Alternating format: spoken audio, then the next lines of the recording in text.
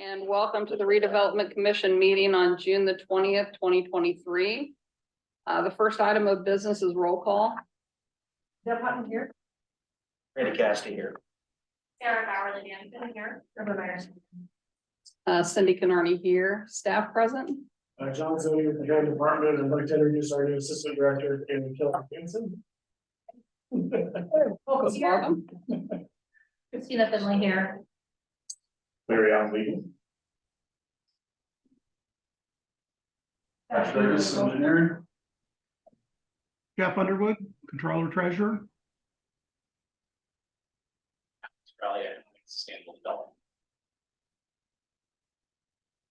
All right, next item of business is reading of the minutes from June 5th, 2023.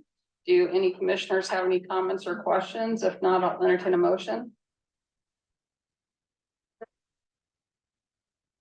I have a first and a second. All in favor? Aye. Anyone opposed? Abstain? Okay. Perfect. All right, next item of business is examination of claims for June 23rd, 2023 for $191,895.08. Do any commissioners have any questions or comments? If not, I'll entertain a motion. I'll make a motion to approve the examination. And I'll second. Okay, I have a first and a second. All in favor signify by saying aye. Aye. Anyone opposed? All right, next item on the agenda is examination of payroll registers for June 16th, 2023 for $36,320.16. Are there any comments or questions from commissioners? If not, I'll entertain a motion. I'll make a motion to approve as presented. Deb Hutton second. All right, all in favor? Aye. Anyone opposed? Next item of business is report of officers and committees. Is there a director's report? There is, Madam President. Excuse me just a minute. I just want to remind commissioners that the acoustics in this room are a little challenging as it relates to virtual options. And so been asked to. Let's just take a moment to Yeah. fix this. I'm gonna mute us. Okay. So everybody's gonna take a pause and mute us so we can move the microphone without. Okay.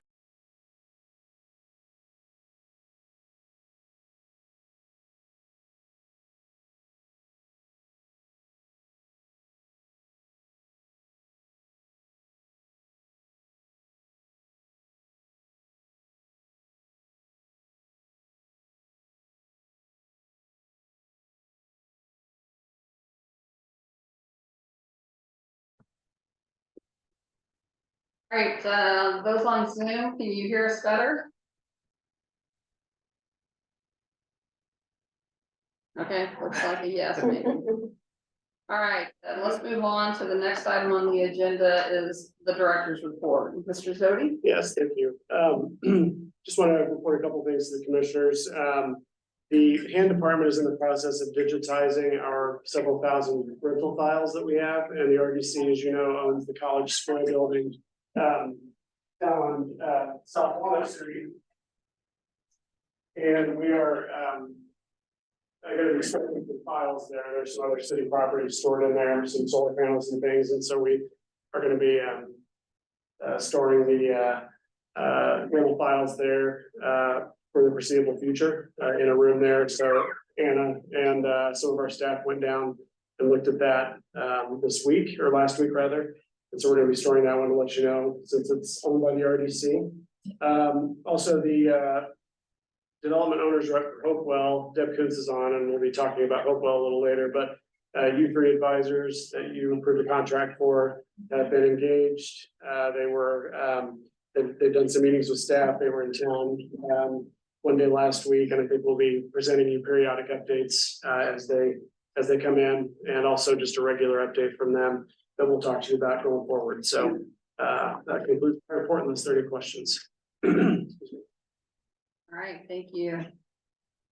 Next item on the agenda is a legal report. No report at this time, except just to mention that we did get out the notices for no excess valuation, so those are all delivered next to Christina Finley for mailing those and hand delivering some of the around the city, so just want to report that, otherwise I'm happy to answer questions. Can you explain a little bit of that in regards to the no assessed value increase? Sure, which aspect? Well, What is it about? yeah, what it is about in regards to, as we identified, that just this particular Kinzer Road and Providence, all of it. It applies to every single TIF, and it's whether you'll have such an assessed value that would exceed the financing requirements in the budget of the RDC. And if we anticipated having additional revenue, then that would need to go back and be distributed to all the taxing units. So that's one of the reasons why we have to mail that notice to the county auditor, but the DLGF, and then all of the taxing units that overlap with any TIF. So it applies to the consolidated TIF. It'll apply to the Meridian TIF, although that's a kind of a special circumstance since that's personal property, and then the North Kinzer TIF. In this case, in the anticipated financing and the servicing of the bonds that are outstanding, plus the budgetary items of the RDC, we don't anticipate having any excess value that should be returned. Although I will say for next year, it seems like we're gonna have a slightly different bidding for the RDC, so that process may change a little bit. But in this case, we work with the controller's office to ask and see if we anticipate having any excess value, and then don't, that we just need to mail notice to all those. Okay, and then that any excess value is based upon what our funding needs are versus what the increment is. That's exactly right, yeah, what the assessed value of the property is gonna be with the service on outstanding bond plus the budget. Okay. And each one of those tips, is it from a certain year, or is it based on when bonds were issued? It's based on this budget year, so it's for this instance, it's 2023, page 24. It says, I think, this budget year, what do we anticipate having an excess value? Thank you. All right, any other questions? Is there a treasurer's report? No report, happy to answer questions. All right, thank you. Is there a business development update? No update this week. Happy to answer.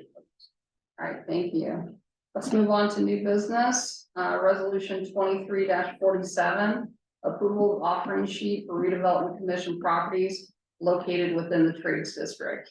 If you'd like to speak regarding this? Any of those, Mr. Collins? Either way, it's good with me. Why don't you take it? Okay. Yes, so, as the commissioners are aware, Indiana law requires the redevelopment commission to do a notice of offering in advance of entertaining offers to purchase or to sell the real estate owned by the redevelopment commission. I think there were 2 prior notices related to property in the trades district that were more selective, and they go back, I believe, 2015 and maybe another one in 2018. And there hasn't been such an offering recently based on the current configuration of the platted lots. So the redevelopment commission, 2 appraisals, I think in a couple of months ago, so we could see what the market value of the property would be and fold that into the notice of offering. So the offering packet includes the formal notice of offering, as well as the offering packet, which gets into the specifics of the minimum price per tract of land, as well as the target uses, what we're intending in terms of the kinds of developments that are consistent with a certified tech park, technology park district for Bloomington, as well as the urban development ordinance.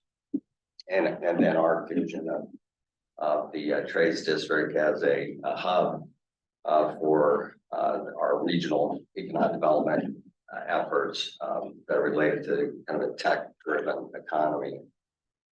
So I'll let Larry or Beth speak to the specific codes, but this is the first step of the process, is to actually approve the notice of offering.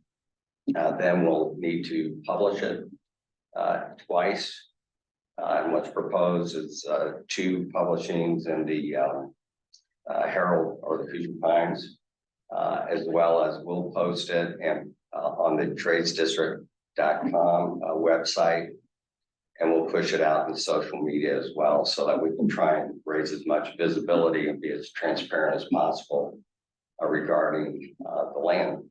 By having the notice of offering in place, once the prescribed time period runs, which is 30 days, we'll be in a position to actually accept offers if they come in for the land and be clear about what the pricing is, and it's going to help us market the property on your behalf by letting the marketplace know what the actual expectations are as it relates to price. So I'm sure I probably left some things out that Beth or Larry might want to fill in, but I'm happy to answer any questions.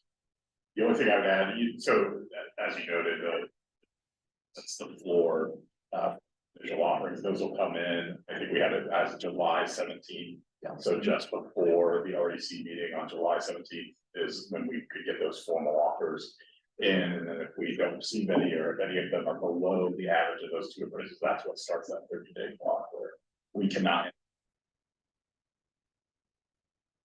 So, yeah. For less than the average. Thanks. How long do we get the appraisal? How long do we have, what's the time frame when we get the appraisals? Now we're running out. It's just a couple of months. They're recent. That recent enough, but this is an accurate depiction of value of the property. There were older ones, and John wisely to get the updated ones, so that they're based on the current configuration of the infrastructure updates that you all made, the infrastructure investments that you made, as well as the configuration of the current parcels. As opposed to the older parcels, and originally, as you might remember, transition anticipated straightening 10th Street. There were a lot of nuances that have totally changed.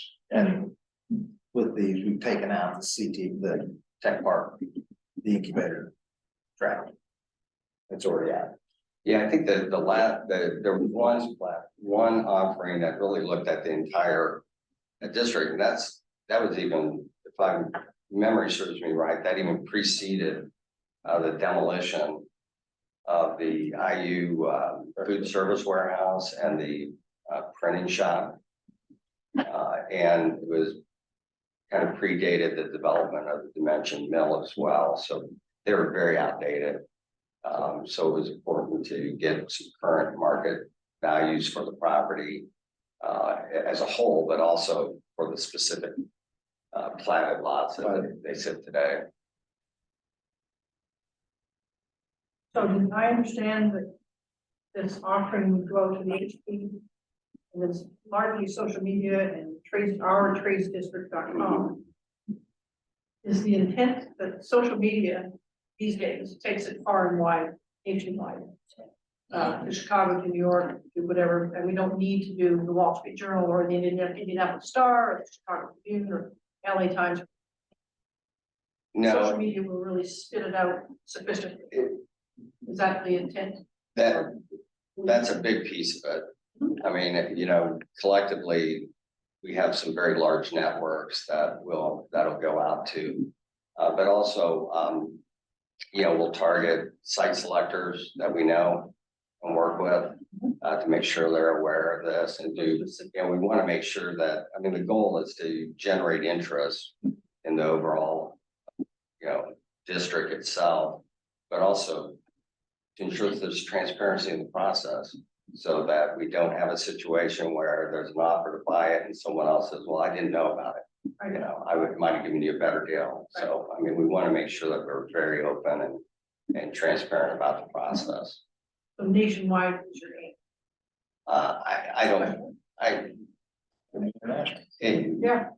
It But could not be, but Social media, you have no idea. you really don't know, but because we're not just selling the land to anybody to do anything. The notice of offering is really specific about what the vision is. And there's, 3 sub paragraphs that specifically spell out what the intent is. Right. And so I think you're going to narrow the universe. And in today's market, it's, you're going to have people who have an interest in Bloomington. Right? They may not all live here, but they've got some awareness of the market here and what some of the opportunities could be. Thank you. Can you walk me through the vetting process of once we see these offers to purchase, what does the vetting process look like? And obviously that would come back to the RDC, I'm assuming, but Well, I think, our team will vet them and we'll work with the administration on diligence and ensure that we're doing things that are consistent with the vision for the district. say your team, John, who's your team? Me and our network of advisors around the mill. And I would include, members of the city administration as part of that as well.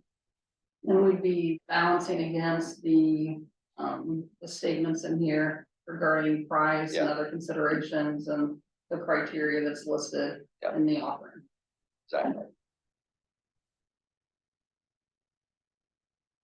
And certainly that would then come forward to the RDC, so Yeah. once that preliminary vetting sort of helps us set parameters, make sure that there's a deal that we feel that before presenting to you, then we bring it to you. So I don't think it's you to be engaged too much in something that may not make sense until it does. Yeah.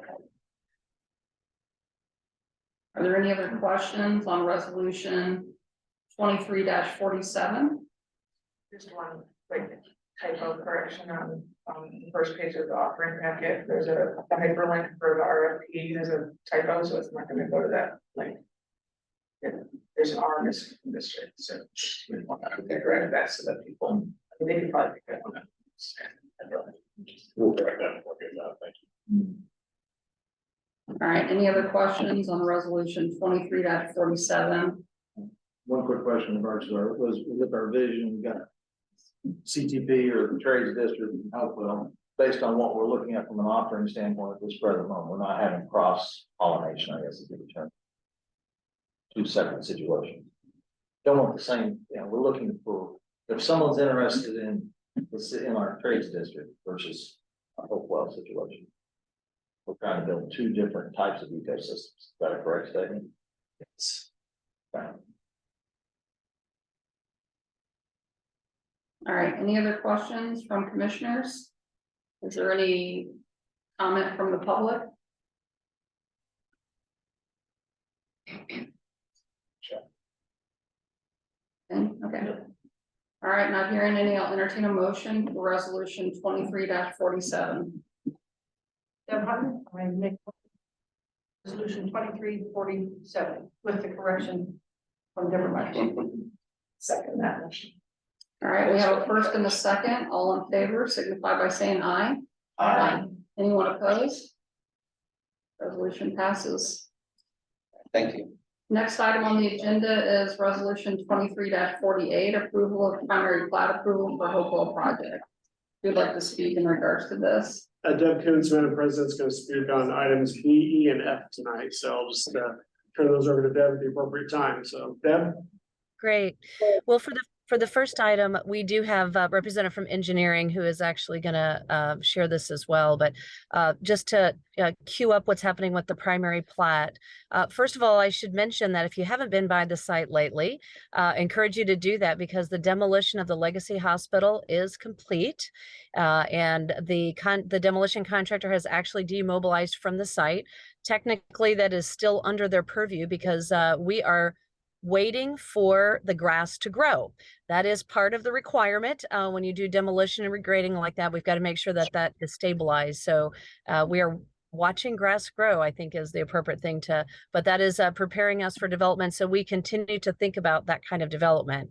With that, we are looking at looking ahead to, you approved a public offering of the core building. You'll have an opportunity to decide whether you want to move forward with that public offering for the core building. If that's the case, we want to be ready with the primary plat so that a developer could actually submit for tax credits in July and get in the next cycle of potential tax credits. So to that end, we want to be sure that we are ready for the primary plat discussion and can submit that on time. As the owner of the property, you are actually a submitter and you've approved that in the past for others to be represented, but we wanted to make sure that you have the most recent update of where we're heading with the plat. So I'll turn it over to engineering and I think they're probably in the room. Is that right? Yes, the Thanks. So Patrick, do you want to go over the primary plat?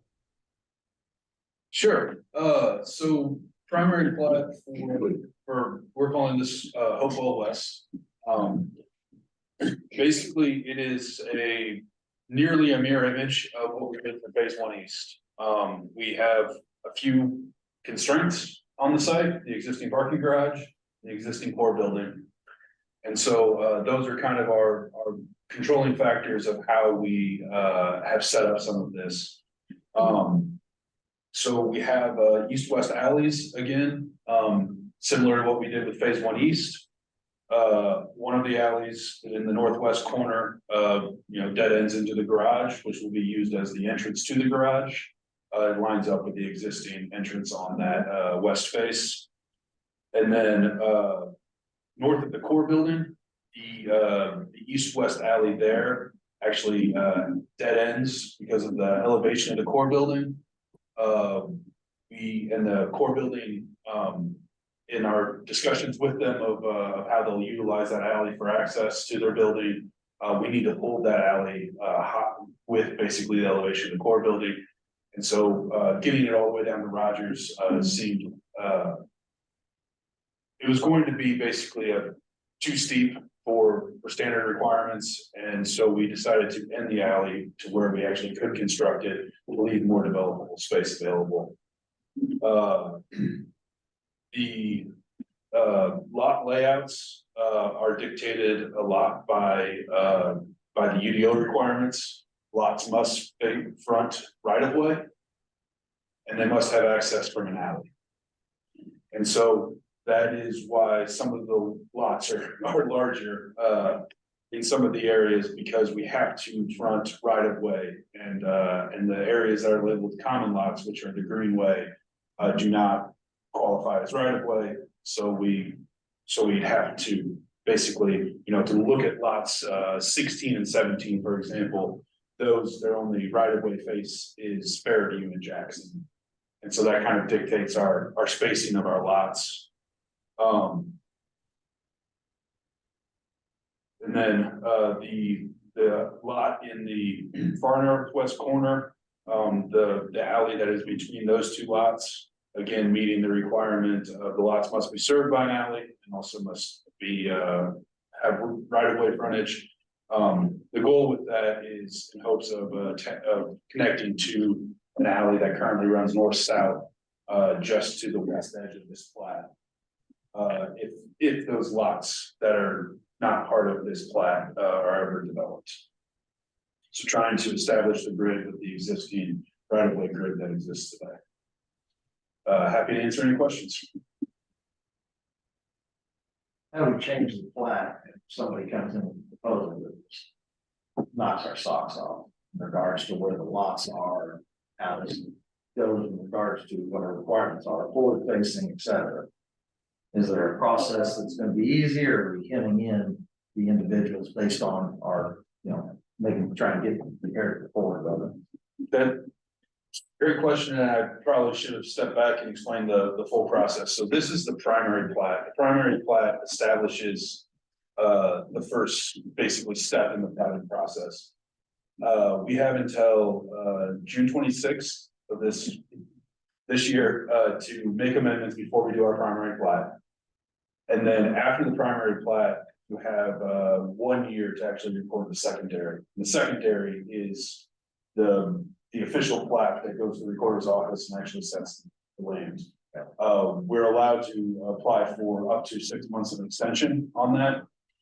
And so with this, the major push with the primary plat was to have this available for the Corps for their licensing application.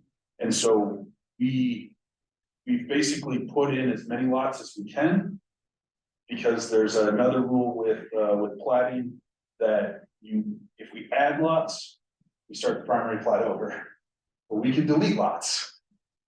And so this is basically the safest way that we don't start the primary plat process again. But from this point all the way until we record the secondary plat, we can adjust lots. We can't add more, but we can bind, We can change the shape, we need to adjust right of way slightly, we can do small adjustments to that. For example, we're still discussing the alley leading to the garage, that we might want that a little bit wider. But this is, sets the base, there's a few things that we can still change afterwards. But, you know, this is at least right now what we think is the best, best plat. And then if we hear from developers and get feedback, we have a year, or we can ask for an extension at 18 months. We'd have 18 months, otherwise we have to go back through the process through plan. Through planning, and the quickest way is primary plat, and then it has to be established for 30 days before you can do the secondary. So we did have to go back, we're only talking about it, other than getting on schedules and doing all the notices and everything else like that. Yeah. So then with that, just the one thing that and I see why you had to do it this way, but lot 16, 17, 27, and 28 are just very oddly shaped. And so my assumption is that the hope is that those have, multi-use units on it, is that correct?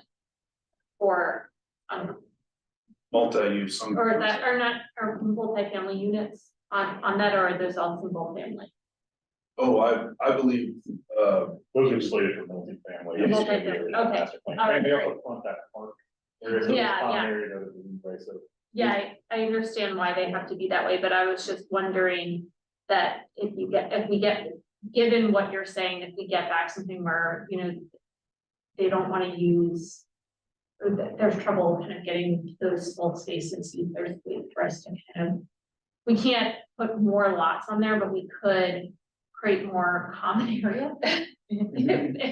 Right, so we could think back to that if it becomes a problem. Any other questions from commissioners on resolution 23-48? Is there any comment from the public? Commissioner Canardi, I thought it might be good to also mention one thing is that U3 Advisors has been helping us look at this primary plat. So, you know, if you think you've been asking questions about development, so because U3 is involved, they have been looking at this and advising us on places where we can make adjustments and make it as developer friendly as possible. So just wanted to mention that as well, that we're already activating that, their resources there. Wonderful, thank you. All right, not hearing any comment from the public, I'll entertain a motion for resolution 23-48. Sarah Bauer, Lydia Ensenada, I motion to approve resolution 23-48. Randy Cassidy, I'll second it. We have a first and a second, all in favor, signify by saying aye. Aye. Anyone opposed? All right, next item on the agenda is resolution 23- I'm hoping it's 49. Yep. 49. Had to get back to the agenda. Approval of change orders for west improvements along 17th Street. Who'd like to speak regarding this? Patrick Burgess with engineering, covering for Roy Aiden, who's on vacation. For the improvements along 17th Street, the multi-use path that's going on the north side of 17th.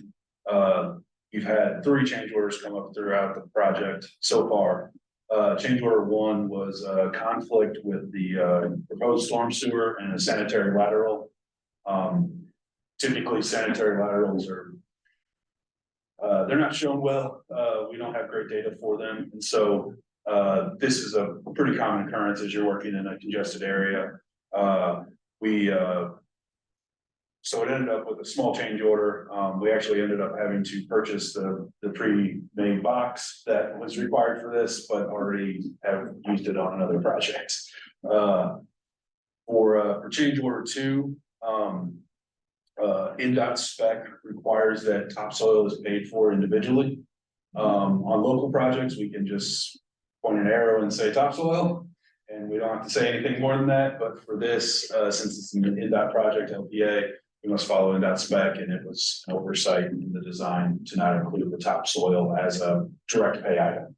Had it been in there, we likely be paying the same as it's shown in the preceding documents. we had them show us exactly what the purchase would be for that topsoil and have that priced out.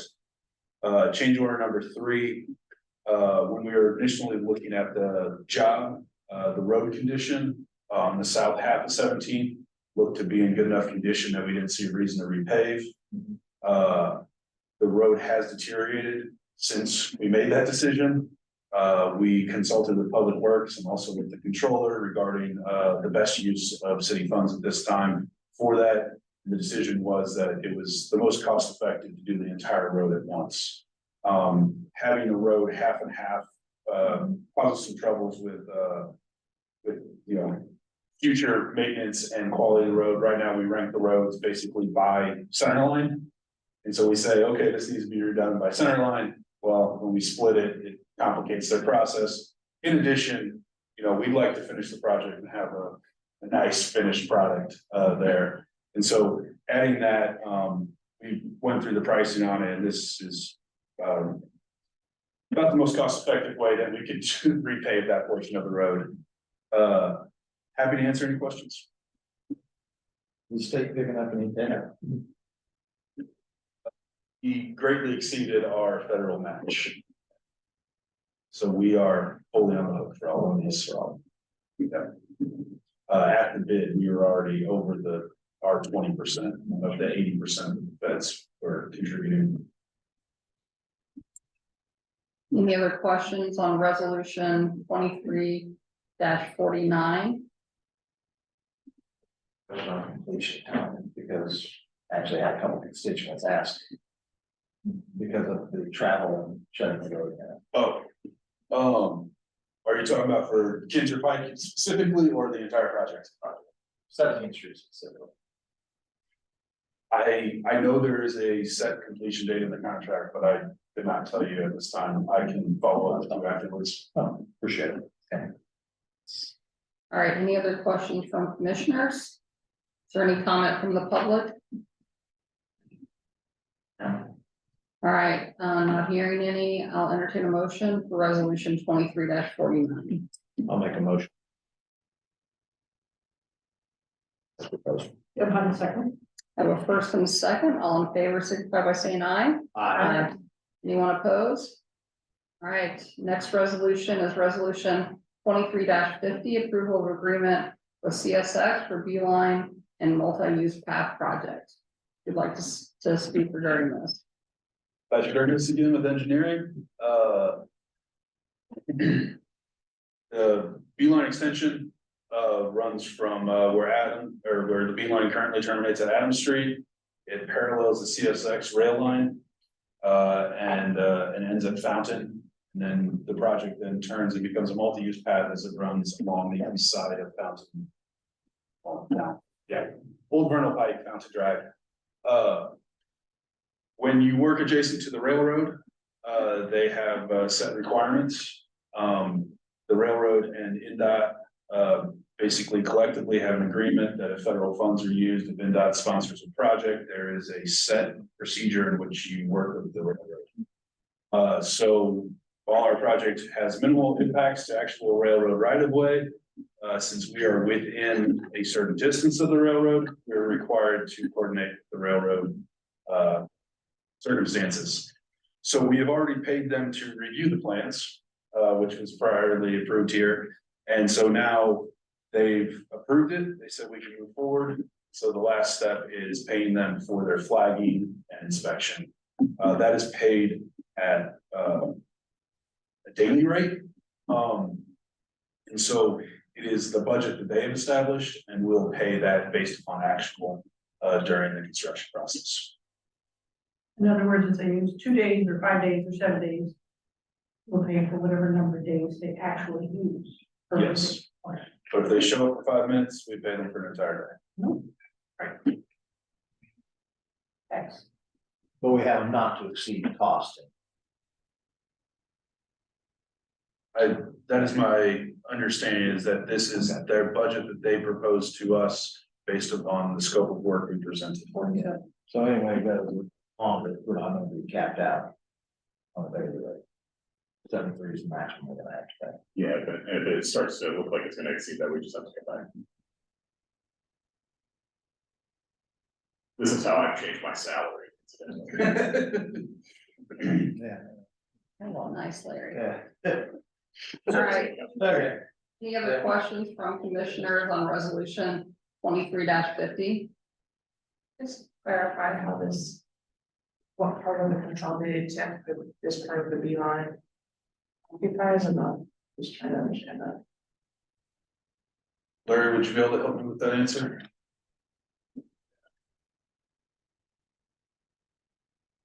This is really, because it connects up to 17th Street, we had it serving the West 17th Street part of the consolidated TIF, since it connects the trail, all the multimodal improvements we've had along 17th Street, this connects the beeline to it.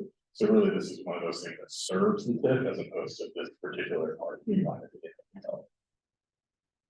Remind me, when it's that kind of classification in that study, but is there a certain radius that's typical in terms of like how far something needs to be to serve the tip? There's no standard of a radius that it has to be to serve the TIF. So we kind of have to usually ask kind of a metric of whether we believe that it's enhancing that TIF. So whether it makes it more attractive for both businesses and people who are living there.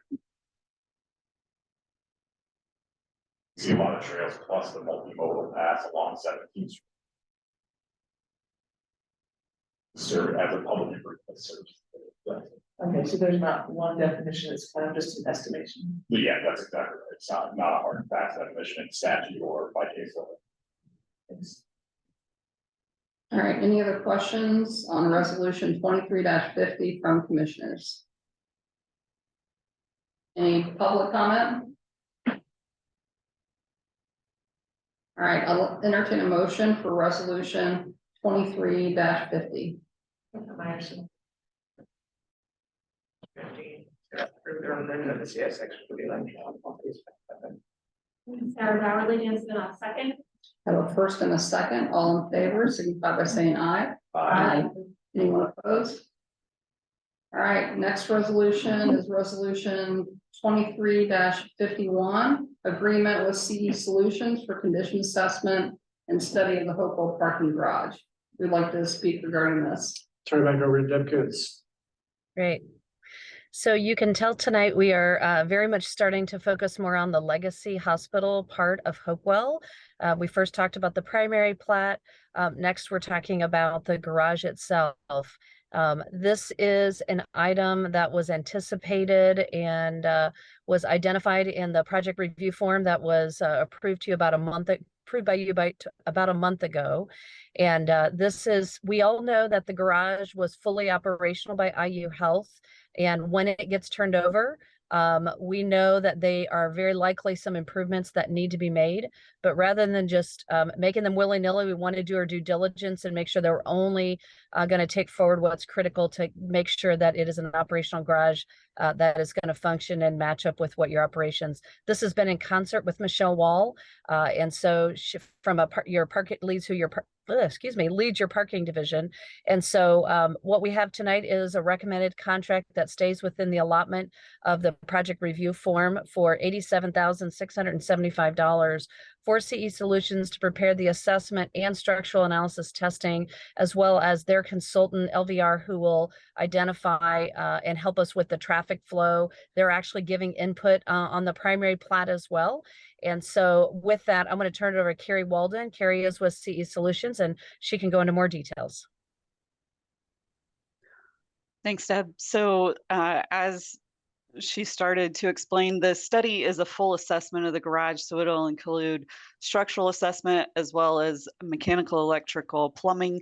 We'll be looking at, like she mentioned, the parking functional analysis, revenue control optimization, the best way to do parking wayfinding, EV charging. We'll also be looking at the feasibility of putting solar panels on the roof. All of that is included in this study phase in order to give you the information that you need to make the garage fully functional and most efficient when it goes into operation again. So this would be the study to give you the information to decide how to move forward with recommended repairs or improvements in order to have it ready to open. So we would look at getting started on this as soon as we have a notice to proceed, and then we have a couple of months to get it to a 50% review phase, and we'll go through that, and then move forward to a final recommendations by about Thanksgiving.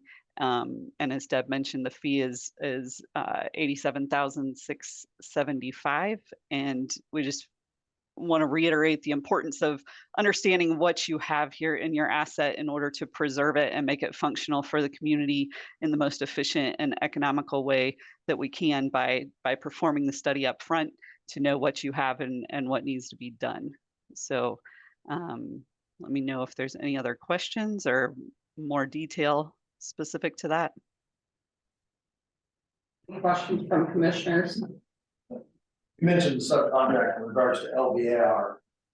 Fill me in on what their position is. I mean, you guys are structural based on what I saw, so LBR is a major part of this. They're doing your assessments or. So CE Solutions will be performing the structural assessment. LVR will be performing essentially the parking functional design assessment and analysis. So things like the revenue control procedures, maximizing the occupancy of the garage, the wayfinding of the garage. So the actual function of the parking garage is their specialty. So that will be the part that they'll be reviewing and providing recommendations for. And you've worked with them in the past? So we have a long-standing relationship with Leah. I personally have not worked with her on a project yet, but we have a history with her and successful projects that we've reviewed with her company. And other quick, what may I ask is chloride ion testing? I love to talk about chloride ion testing. So every parking garage gets contaminated with salt from cars during the winter. So even though you may not salt your garage and you use different types of snow melt systems to protect them from the corrosion properties of salt, they'll come in on the cars and drip off and start to contaminate the concrete. So chloride ion testing is where we take samples of the concrete itself and send it to a lab, and they test it for the chloride ion content. And there's certain levels of chloride ion that are okay, but once you hit a certain level of contamination, then when water enters that concrete and hits the reinforcing steel, it will deteriorate the steel at a much higher rate than if you have a lower chloride ion content. So the importance of that test specifically lets us know what level of waterproofing we may need to put in the garage. So if we put a sealer in the garage, it's much cheaper than if we put in a higher level waterproofing or even a coating. And so if the chloride ion content tests are low enough, then we can go with a more economical solution to keep water out of the concrete. But if we find that you're at a higher level of chloride contamination and that could be reducing the capacity of your reinforcing, then we'll recommend a more expensive waterproofing system. So it's a small cost for a big impact on the recommendation at the end. Oh, thank you. Yeah, I'm just curious what kind of testing and inspections that we did prior to buying it. And when was the last, ion test? When was the last other inspection for structural integrity? It just seems like a lot of money to spend on things that may have happened 1 or 2 years ago potentially, but I don't know what our inspections were then. Yeah, so the garage obviously has been owned by IU Health for many years, and they've been doing regular inspections. There was a structural study, I would say a cursory structural study that was done, and Carrie can remind me who did that, because she actually has that probably closer in her fingertips. And then, but that did not include any of this kind of structural testing that we're talking about right now, or the analysis of how to make it more efficient and in the operation side of it. So it was to determine that, yes, it is structurally sound, and we know that, but we got to take it one more level. And that's what this study does. So the study that we have for our review, RC engineers performed in 2019. So it's not an old study, but there's quite a bit of structural deterioration that can happen in 5 years. And actually that's about the cycle that we recommend owners to have their structures evaluated on a 5-year interval. It wouldn't necessarily be at the cost and level that this particular study is going to be done at every 5 years. But as Deb said, we really need to set a baseline and go more in depth for you so that you know exactly what repairs and preventative maintenance need to be done in order to keep preserving your asset for the future. And then we can kind of help come up with a maintenance plan from there based on this baseline assessment that we perform at this time. Can you remind me how procurement bids went out on this particular project, and if we got more than one bid, or how we found? So I can answer that. So CE Solutions has been recommended from the parking department because of their work on other garages and their understanding of how Bloomington does that work. So we did just get one price on professional service. Since it's a professional service based on the parking department's recommendation, we did get just one price from CE Solutions. So do I understand that, this is obviously a more in-depth study, but recommendation is every 5 years to have the parking structures re-inspected? Do we do that currently? And if so, what's the cost? What's the standard 5-year inspection cost? So we recently walked the Morton Street and Walnut Street garages and provided a brief summary to Michelle. We had done a thorough assessment of those garages. I believe it was in 2018, and have been doing repair projects in those garages based on the recommendations from the thorough assessment of those.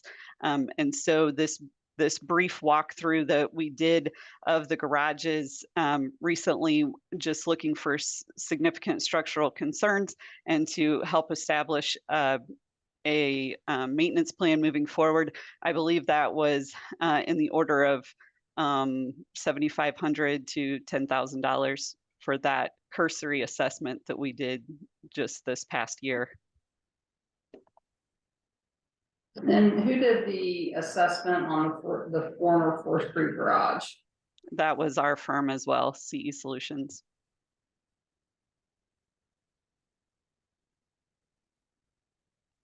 This assessment, will you be also identifying the approximate budgetary cost of any repairs that you see? Absolutely. That's a critical part of the assessment for your planning purposes, as we will provide cost estimating for the recommendations, and we'll prioritize them as well so that you can, depending on budgets and availability and how long you want to wait to do the next project, that will all play into that cost assessment and information provided in the assessment.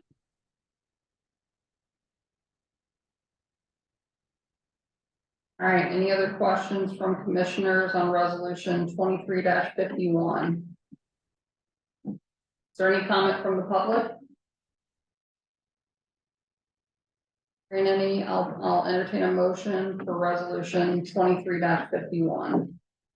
So I move to approve resolution 20. We have a first and a second. All in favor, signify by saying aye. Anyone opposed?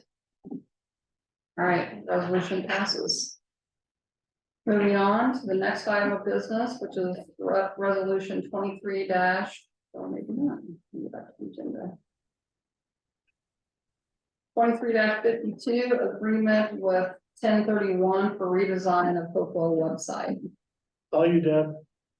Very good. So the last item tonight is, continued thinking about what is our outreach and what is our presence, both online and otherwise.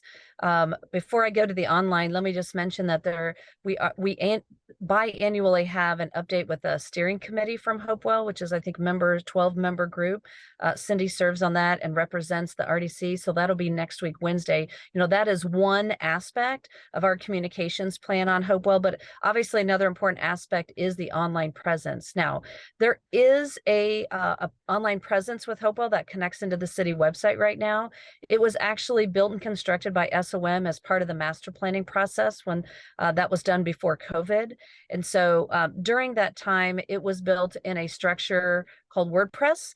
And so we have been doing updates, continuing to do updates on that, but it is a not very easily managed site and structurally is probably not the right where we want it to be in the long term to be able to do easy updates and get additional graphics and things like this. So before Andrew Krebs's departure, he had been doing the analysis on this, the investigation, and found a local firm who I think may even come out of the mill, I think is where he's housed.